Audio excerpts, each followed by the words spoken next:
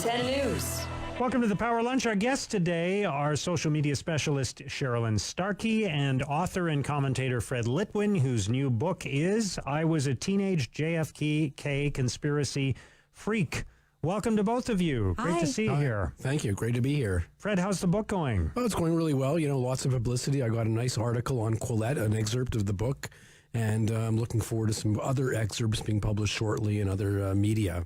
Okay, and remind, you were on with us, of course, recently to talk about the book, but just remind people what it's about. It's a look at how I changed my attitude on the JFK assassination from being a conspiracy freak at 18 to believing that there was no conspiracy and that there was only one gunman.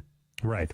But you also get into kind of how that plays into political it's sort of dialogue today and public discourse, right? Yeah, look at truth and why truth matters, objective truth matters, and why we shouldn't go for all these conspiracy nonsense, and how the CBC has gone into the conspiracy rat hole as well. Yeah.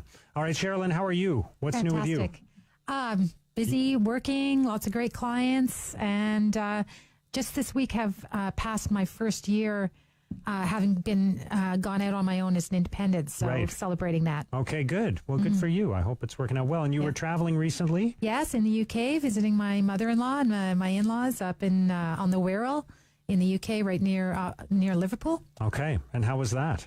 Oh, very relaxing. Yeah. Lots of cups of tea. Yeah. They'll put the kettle on, right? That's correct. That's correct. But you've spent a lot of time in that part of the world, right? Well, yeah, I lived in the UK for 2 stints of 7 years each. So okay, wow. Yeah. Great place to visit. Lots going on there right now. Great place to live, too. Yeah, but with Brexit and everything, it's kind of a fascinating time. You're never hard up for a topic of conversation down the pub, that's for sure. Yeah, exactly. Well, and now there's royal news, too. Yes. Let's not ignore that. That overrides everything, doesn't it? And we've got a baby on the way. It's always good news. Yeah. All right. Where do you stand when it comes to the legalization of cannabis? A, strongly supportive. B, somewhat supportive. C, I can accept it. D, somewhat opposed. Or E, strongly opposed. Fred? I strongly support it, not because I smoke it. I don't smoke it any longer. I used to. I strongly support it because that's the way it's going. I don't want to make criminals out of people who smoke marijuana, and so I strongly support it, although I hope that people wouldn't smoke it. Right. And that's the weird thing about this, right, is that we're both legalizing something but also telling people not to use it. Yeah, and my big worry about marijuana has always been that I don't like the fact that it turns people into couch potatoes. I'm not worried about driving. I'm not worried about a lot of things, but it's not good to have people sitting on their couch smoking marijuana, listening to music, and eating. It's not a good thing. Yeah. Sherilyn, where do you stand? Oh, I'm supportive of it too, but I'm really glad that we're going to do something about the black market, and I think it's pretty cool that we're going to be able to tax this and get some new revenues out of it. Yeah, I have to say, I would fall into the category of I can accept it. I would have been fine with decriminalization rather than legalization, because as you said, Fred, I don't think I don't think we needed to have people getting criminal records for being in possession of small amounts of cannabis. But I don't know if we had to go so far so fast, if we had to go all the way towards legalization and having the government sell this product, and I wonder about what some of the implications are long term. I'm not worried about all of the things that everybody's talking about this week with legalization. We're not ready, because I don't actually think the world's going to look a lot different on Wednesday morning than it looked this morning.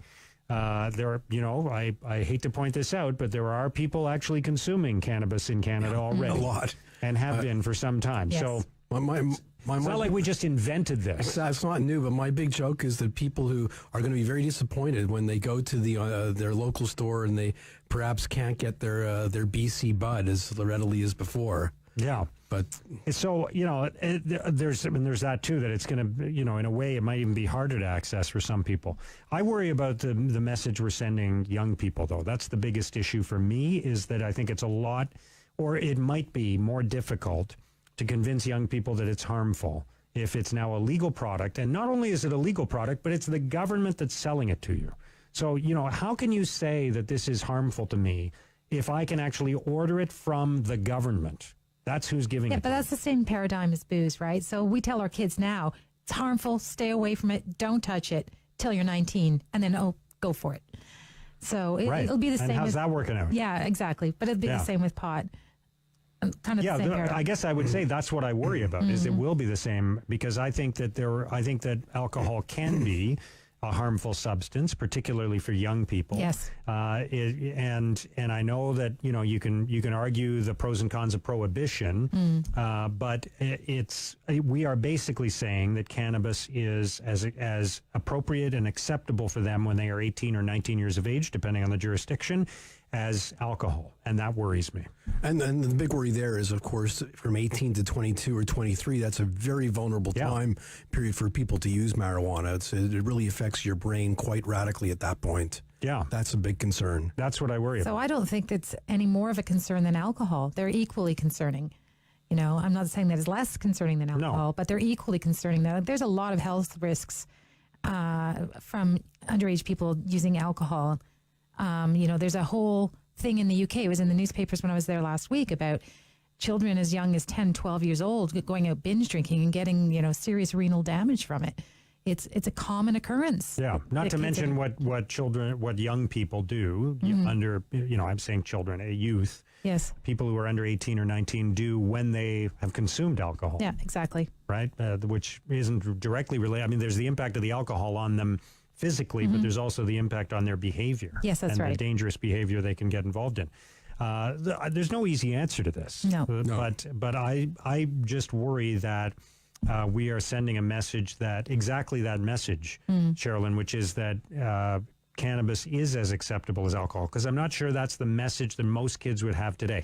I think if you ask kids, hey, alcohol, what is, it's okay when you're a certain age.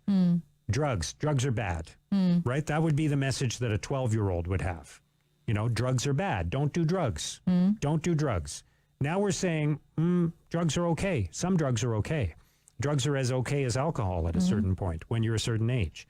That's a different equation. It is. It's a different paradigm for sure. I'm curious to see what impact that has on, and we're not going to know for 5 years, but what impact does that have on the rate of consumption of cannabis among 15 and 16-year-olds, for example? Yeah, but on the other side of that equation, when the government, everybody says all drugs are bad. When I first started smoking marijuana, it was like, well, it's not. I don't accept that. It made me very skeptical of what government was saying. Why would I believe you? You're just not raw. You're not raw. You're not right on this. Right. And so there's a danger there too. So there's room for a nuanced discussion and a nuanced message. I think. And we've seen it with tobacco, frankly. Like when I was a teenager, everyone smoked. And it was kind of the rite of passage of becoming an adult. Teenagers today, some smoke, but not anything like the number of people of that age group as a generation ago. Yeah. All right. Are you surprised by the numbers, by the way, that are out today that show the vast majority of Canadians are totally okay with how this is unfolding? Does that surprise you? No, not in the least. So many people smoke marijuana today that doesn't surprise me. Yeah. I think a year from now, this is not even an issue anymore, right? I don't think anybody's talking about it. I don't think anybody's going to be saying, oh, I should have done this differently, or it won't be part of the election campaign. It'll just be kind of a done deal. I think the edibles are going to be an issue. There's, without a doubt, there's a baby out there is going to get their hands on an edible, and it's going to be made ill or worse. Right. And it's going to be a major news media story. And that could perhaps impact. But what's interesting about that is ultimately that's just about optics, right? And before cannabis became legal in Canada, if a baby ate an edible, that was the parents' fault. After cannabis is legal, it's Justin Trudeau's fault. Yes, that's right. And now, I'm not sure how fair that is to Justin Trudeau, but it's the reality. And the entry of people like Molson or the beer companies into edibles or drinkables changes the equation somewhat as well, because I don't know if there'll be marketing behind that, but that is a bit worrying. Yeah, it'll be. There's still many aspects of this I think will be very interesting to watch. Now, what would you do at the U.S. border if you were asked about cannabis? A, answer honestly, even if it means being turned away. B, refuse to answer. Or C, hide any connection I have to cannabis. Fred? Well, I would answer honestly. I have no connection except that I used it many, many, many years ago. I don't think they would ask that, but I would be honest, because lying to border people is just not a good thing to do. Yeah. That'll get you in trouble. Sherilyn? I'm not really clear on what questions they're asking at the border. I've been told that they these questions are more directed at people that are working in the industry than they are at the citizens level. So I have nothing to fear. So I'll just be honest at the border. Yeah, I'm curious though to see. I mean, what if once it is a legal product, if somebody is consuming it legally in this country and they are asked whether they've consumed it recently, what should they do in those circumstances? Say, yes, I have consumed it and risk not being allowed into the United States, or refuse to answer the question, in which case you don't enter that time, but they don't keep a record of it, or do you say no? I don't know what, I don't have that problem because I won't be consuming the product, but I'm curious to see how that plays out. And I wonder how often they'll even ask the question. I don't know either. I don't have the problem as well. I don't use it. I don't see what they have to gain. I think people should answer honestly, though, because, again, if they do find out you've lied, it's a long-term problem. Yeah. Although it could be a long-term problem if you tell the truth. That's the dilemma, I think, for a lot of people.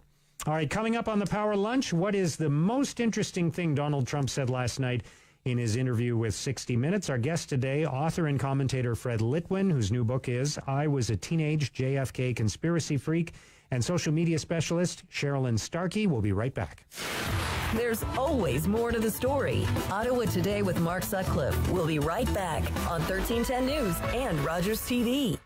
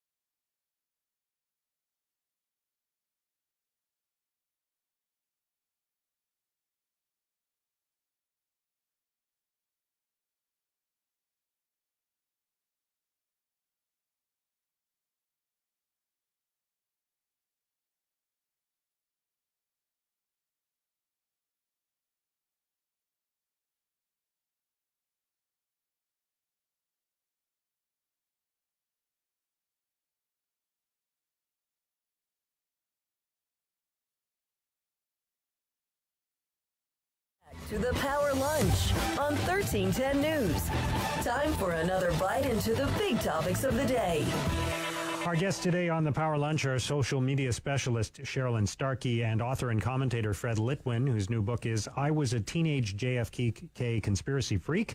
And I will ask our guests now, what was the most interesting thing that Donald Trump said in his interview with 60 Minutes last night? A, China is a bigger problem than Russia in terms of election meddling. B, Defense Secretary James Mattis is sort of a Democrat. C, I have good chemistry with Kim Jong-un.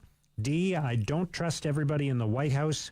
Or E, climate change could very well go back, and I don't know that it's man-made. Sherilyn? So the most interesting thing about that interview last night was that he did it at all in the first place. I think it was a great interview for him. It was a total win. I think the most interesting thing for me that he said was the thing about China, because we haven't heard anything about that in the media so far. That's a brand new fact being introduced into this narrative. We've heard almost exclusively about Russia meddling, but this is the first China meddling that we've heard. Although we know that a lot of cyber attacks do come from the Far East and from that part of the world. Hadn't really heard about it in the context of the American federal election, though. Yeah. All right, Fred, what's your pick? I was really intrigued by his comment on James Mattis. James Mattis is one of the adults in the room in the administration, and I'm very worried if he leaves, that's not a good message, because he's a good guy. He was a great person at defense. He was calm, knows his stuff, doesn't say much to the press. He actually had the ability to talk back to Trump on a variety of issues, and it's worrying that he might be leaving the administration. And sort of a Democrat is, could there be a bigger insult in Donald Trump's world? And he's a guy who doesn't say much about stuff. You wouldn't know he's a Democrat at all from his public comments because he's so circumspect. But I guess if anybody, to twist that old thing of the enemy of my enemy is my friend,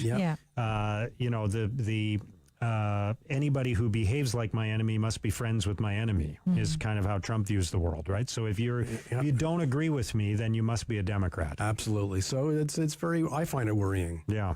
What about the climate change comments? Because here is the president of the world's largest economy at a time when a UN agency is saying that this is the greatest threat that mankind faces, that we have to take action in the next 12 years or it could be too late.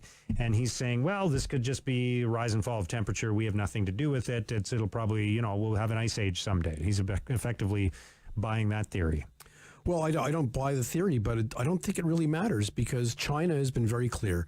They're not going to cut back on their emissions. They're the largest emitter in the world. India is not cutting back either. So that doesn't matter. The question I would say is, number one, if it's too late on cutting back emissions, should we just accept a warmer world and cope with it, or else look for a technological solution in the future?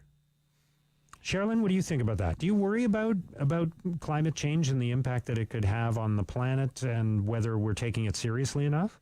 So I was reflecting last week when listening to the radio news one time that almost half the stories had to do with weather-related disasters around the world. And I thought, it's true. The predictions are coming true. And so, I am worried about it. The interesting thing about his comment is that I think he's pivoted a bit on that. Before he was an outright denier. Now he's at least allowing something is going on. Okay. So you see that as progress, I guess, on a certain level.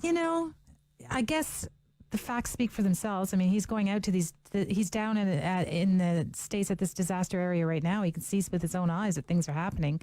So he's not one to budge on issues very much, and this is a significant pivot for him, I think. It's just so easy, though, to be one of the people saying, "Well, there's nothing we can do about it. So we're not going to harm the economy. We're not going to take action because it's out of our hands. So we'll just carry on and just pretend it's not going to happen." Right? Well, I kind of agree with him there. Not that it's not happening, but there's no other energy source to move to. The wind and solar are not ready. They're not going to take over. And people have shown they're not going to cut back on their emissions of CO2. We have a life to live.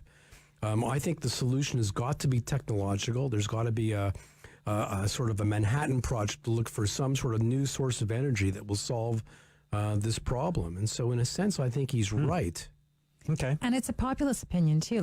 There's many people in my acquaintance that feel the same way. That, this horse has bolted and it's too late closing the barn door now. Not that I agree with it, but I've heard this conversation around the dining room table. So what should have happened to Bill Clinton when he admitted to an affair with Monica Lewinsky? Because Hillary Clinton is saying what happened to him was fine. That was the right outcome. And that, in her view, it was not an abuse of power that he was having a sexual relationship with an intern in the White House. Would you say A, he should have resigned, B, exactly what happened, impeachment but no resignation, or C, nothing at all, they were two consenting adults? Sherilyn? So when Hillary says stuff like this, I think this goes a long way towards one of the reasons why she wasn't electable. Because the stand by your man thing that she does, when nobody else can understand why she did or why she still does. So I think that's the bigger part of the story, not the actual what she said, but that she is still saying it after all these years. So I do agree with her that what happened is what should have happened. He got impeached, and I think that things just played out the way that they should have. If it happened today, this would not be the outcome. But it was a different time, and people had different expectations of these kinds of behaviors in the office. So. Yeah, the exception being none of the rules apply to Donald Trump, right? So yes, let's not. Right. Yeah, if Donald Trump had a relationship with an intern, I don't know if he loses his job. No, he doesn't. If some other president in the future does, that's a different story. Yes. Yeah. Fred? I disagree in the sense that I don't know what kind of relationship they have in their marriage. So maybe she was quite okay or not okay with what Bill Clinton did. I can't comment. That's their private internal marriage. It's not for me to comment. I don't think he should have been impeached. I think that he should have offered deep remorse and move on. I don't think it was something that he should have resigned over either. Yeah, and I'm not sure what I think should have happened to Bill Clinton, to be honest, but I don't agree with Hillary Clinton that this was not an abuse of power. Anytime you have the boss having a sexual relationship with an intern, it's an abuse of power.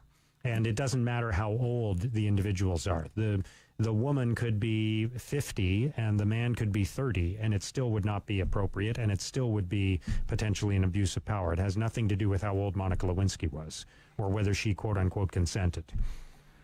Not sure I agree with that. And I put it to you, I don't know whether it's there's anything to do with the power relationship. Think of those multi-billionaires that end up marrying 20-year-olds. Who has the power in that relationship? It's not always the rich, powerful guy. Beauty plays a huge role in terms of power in relationships. And she stalked him. She went after him. She knew what she wanted. Yeah. So she's a 19-year-old girl, and I know now that I'm a little bit older than that about how inexperienced and naive I was at age 19 and made many bad decisions at that age. She's been shamed her whole lifetime over this. And I feel that she was not a power broker in that relationship, and that and that the thing about Hillary was that she was so humiliated when that story broke, and she still stood by her man. Yeah, I think my concern is I don't think these things are always complicated, but I don't think it's ever a good idea for the boss to end up in a relationship with an intern. And it may be the intern that initiated the process, but if I were on the board of directors of a company and the boss was having a relationship with the intern, I would have a big problem with that, regardless of what the circumstances were. It's just not right, because there's power in that situation, and you can't overlook that, and you can't overlook the fact that power could be at play even subconsciously. Well, the CEO of Intel resigned a few months ago because he had a relationship with an employee at Intel. I don't know whether he had to resign or not. Was it an excuse for the board of directors to get rid of him? I sort of disagree with you in the sense of who has the power in these sort of relationships, even though there is formal power, but there's a lot of informal power perhaps on the other side. But and as for Hillary Clinton, look, it's up to her to decide how she treats her husband. That's her business. Yes. Yeah. But when she talks about it publicly, it's about more than that specific I wish both the Clintons right? would shut up for a while. They should be quiet, and go in their corners and live their lives and be good grandparents. Yeah. All right. Sherilyn, Fred, thank you for being on the Power Lunch. Great to see you both. Thanks very much. Having me. Fred Litwan and Sherilyn Starkey. Coming up, we're going to check in with Paul Adams from Carleton University on Jamal Khashoggi and what some of the lessons are of what's happened to him and how countries are responding to it.